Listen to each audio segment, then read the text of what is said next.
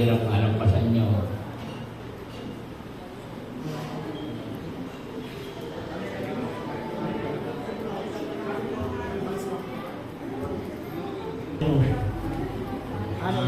Tandaan nyo lang, talagang lahat ng parating, may alon,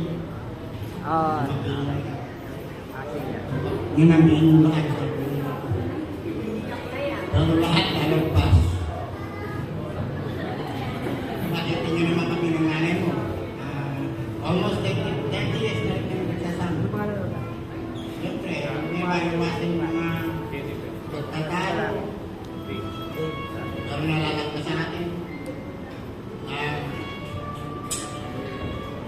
Napalaki namin si Gandhi, ganyan. Kaya umaasa kami na yung magiging pamilya mo. Lalaki at lalaki sa mabuting paraan at sa awa ng Panginoon. Yun ang buhat mo.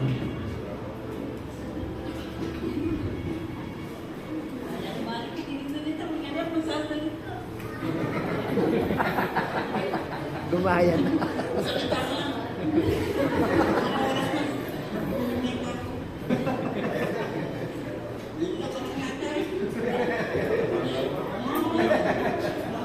Parang sa anak mo si Dante. Tapos pinikodi ko mo.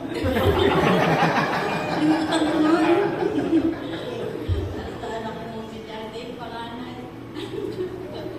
May salita eh. Salamat. Salamat. Nakabuti pong nanganak. Salamat sa pagiging mabuti na. Sana patuloy ka ba ito mabuti na anak. Kapatid. Sana lang yung aming pinasawa ko ay tinutari ng anak ko. Teka mo. Salamat. Para sa iyo, Jen. Salamat at nasa bumabakit ka naman. Sabi ko, kunti lang nagkakami. Salamat kung nabay ka naman ang dalawang magiging bahay ko. Masinod. Salamat. Sana patuloy. Hindi mo mag-asawa. Wala mag-aaway ha. Maraming salamat kay nanay kay tatay.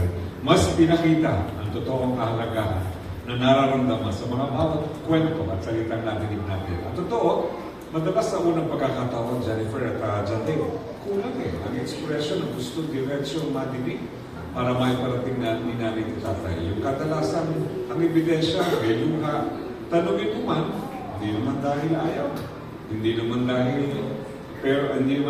nangangapa, hindi ang pananabik na alam kong nararamdaman nila. Sa mga bagay na alam ko, pupuntahan nyo masigit sa bahagi na alam natin nila, alam din na maging mahalaga sa mga nila.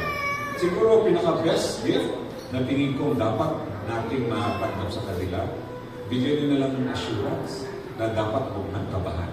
So, pag in reality, Dave at Jennifer, yung pinakamagandang regalo na tinanggap nyo, ay bigay niyo. Bahagi ng totoong naging larawan kung paano pinakilala ang definisyon ng pagmamahal na galing kay nanay at tatay sa naging very extra special. Jennifer, yung pagmamahal ni nanay at tatay, pinaramdaman natin. John Dave, pinadinig. But sometimes, parehong kulang at timano, napupunan nila. Baunin ninyo ang mga bagay na naramdaman na lang pagmamahal na binigay sa inyo ng inyong mga magulang. Gawin yung inspirasyon sa loob ngayon, yung inyong bagong tahanan. Magsisimula, lubuin ang pagmamahal ng magiging kondisyon ng inyong magiging pasasama. Okay? Maraming salamat kay nanay at tatay sa ikalawang bahagi po ng ating selebrasyon.